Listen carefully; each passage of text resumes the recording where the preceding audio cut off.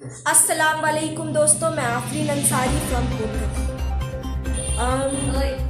आज मैं आपसे कहूँगी कि इस वीडियो को बिल्कुल भी स्किप ना करें, एटलीस्ट एक बार पूरा सुन ले। जो हमारे देश के जो भक्त थे, अंधभक्त जो थे, लिहाजा तौर पर ये स्पष्ट हो चुका है कि वो तो पहले नेशनल फूल्स कहलाते थे, मगर अब वो इंटरनेशनल फूल्स कहलाने लगे। जी हाँ, अब उन्हें घोषित कर दिया गया है इंटरनेशनल अंधभक्त। अब मैं ये बात आपको आगे जरूर बता दूंगी कि उन्हें जो ये टाइटल है वो क्यों मिला, इंटरनेशनल अंधभक्त का टाइटल। हाँ, उससे पहले आप ये जान लें, जब कोई एक ट्वीट, सिर्फ एक ट्वीट आपकी पूरी सरकार हिला देगी, तो इसका मतलब है कि आपकी पूरी सरकार खोखली, वो मतलब किसी मजबूत तरीके से बनी नहीं।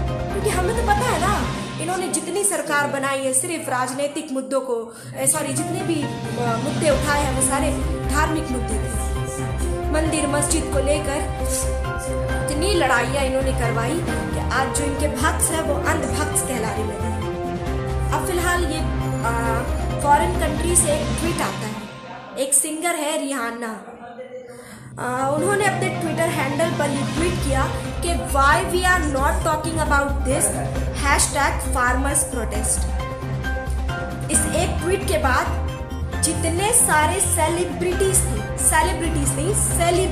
थे, उनको ये ध्यान आता है कि 2 महीने से सिंधु बॉर्डर पर जो है हमारे किसान प्रोटेस्ट कर रहे हैं। इस ट्वीट के बाद आता है, और कमाल की बात है कि अक्षय कुमार एक हैशटैग चलाते हैं इंटरनल मैटर्स में। मैं खुद अक्षय कुमार से ये बात पूछना चाहूंगी कि आपने तो शायद कनाडा की सिटीजनशिप हासिल करनी है, फिर आप इंडिया के मैटर्स में बोलकर ये क्यों सोचते हैं कि ये इंटरनल मैटर नहीं है?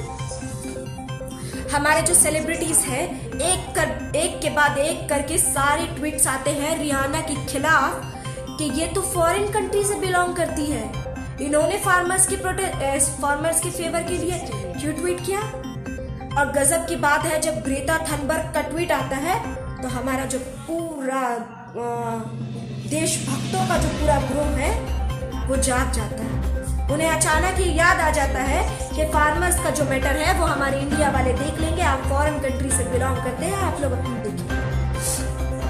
और ये बात भी मैं आपको बता दूं, जो लोग आज इंटरनल मैटर्स पर बात कर रहे हैं, मैं उनसे पूछना चाहूंगी, सिर्फ ये लोग उस वक्त कहाँ थे जब हमारे आदरणीय प्राइम मिनिस्टर मोदी जी जो है, उन्होंने डोनाल्ड ट्रंप को बुलाकर इंडिया में उनके फेवर में जो इतना बड़ा रैली निकलवाया था या इतनी भीड़ जो जमा करवाई थी, उस वक्त ये इंटरनल मैटर कहाँ गया था? जरा कोई जवाब दे सकता है? और मैं आपको ये बता दूंगा, जो हमारे फार्मर्स के साथ जो सुलूक हुआ, ठीक है, ये सुलूक जो है ना आतंकवादियों के साथ होता है।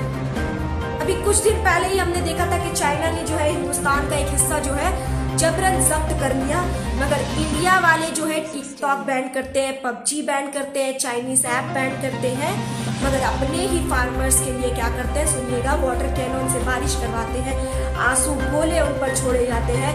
साथ ही साथ वो सिंधु बॉर्डर पर प्रोटेस्ट कर रहे हैं, वो दिल्ली तक ना पहुंचे इसलिए उनके रास्तों में कीले तक बिछा देते हैं।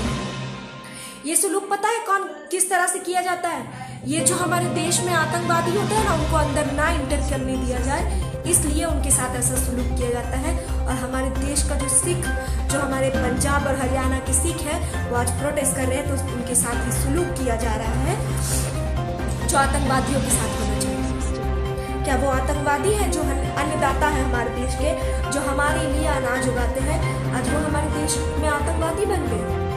शर्म आती है मुझे जब यूपी के सीएम जो है योगी आदित्यनाथ जी राम राज्य की बात करते हैं।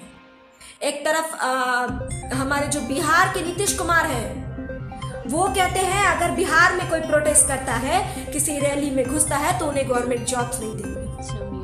वहीं दूसरी तरफ एमपी के नेता का बयान आता है कि लड़कियां अब सुरक्षित नहीं है हमारे देश में, तो अब जो नौकरी करती हैं लड़कियां, उनको जरूरत है कि वो लोकल पुलिस स्टेशन में जाकर अपनी जो है हाजिरी रोज दर्ज करवाए, जो नौकरी करने जाती है। यूपी में योगी आदित्यनाथ जी कहते हैं कि वो रेप को नहीं रोक सकते, अब वो लड़कियों को रोकेंगे। वहीं दूसरी तरफ बीजेपी के एक और नेता है, उनका बयान आता है इस बात पर कि लड़कियां जो है वो खुद अपराध को बढ़ावा देती हैं। मतलब अगर रेप होता है किसी लड़की के साथ तो इसमें उसकी गलती है, क्योंकि ये जो है इसकी जिम्मेदार लड़की है। यूपी के सीएम जो है राम राज्य की बात करते हैं। मैं पूछना चाहूंगी उनसे कि ये राम जी का नारा, जो जय श्री राम का नारा वो लगवाते हैं, वो सच में उनकी कद्र करते हैं या सिर्फ ये पॉलिटिकल प्रोपेगेंडा बन के रह गया, या सिर्फ उनका एजेंडा बनकर रह गया किसी भी पार्टी को जीतने का।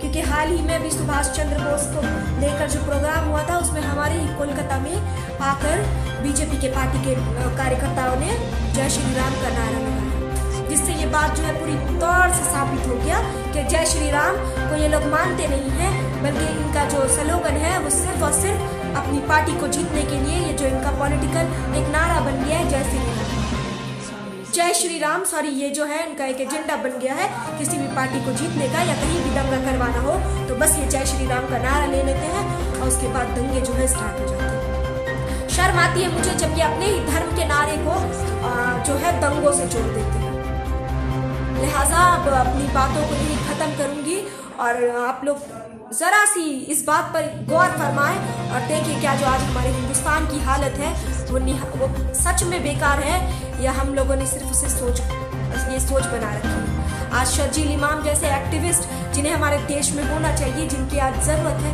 वो आज जेलों की सलाखों के पीछे है। सिर्फ शर्जील इमाम ने सिर्फ चक्का जाम कहने का ये किया होगा गुनाह और आज वो जेल की सलाखों के पीछे है। मुनव्वर जो है उनको एक जोक कहने के लिए जेल में रख दिया जाता है। एक वेब सीरीज है मिर्जापुर जिसको बैन करने का जो है सुप्रीम कोर्ट से ऑर्डर आता है क्योंकि उसमें यूपी के नक्शे को खराब बताया गया। यूपी के नक्शे को, जहां क्राइम रेट दिन ब दिन बढ़ते जा रहे हैं, आप उनके बारे में बात करते हैं। खैर ये सारे जो मामला है वो तो मेरी समझ से आजकल बाहर है, क्योंकि आप जितना जिस मामले को समझने की कोशिश करेंगे उसमें उतना ही कुछ ना कुछ गड़बड़ आपको नजर आता रहेगा। अभी अर्नब गोस्वामी का जो चैट लीक हुआ था, यहाँ पूरा देश 24 फरवरी को पुलवामा अटैक की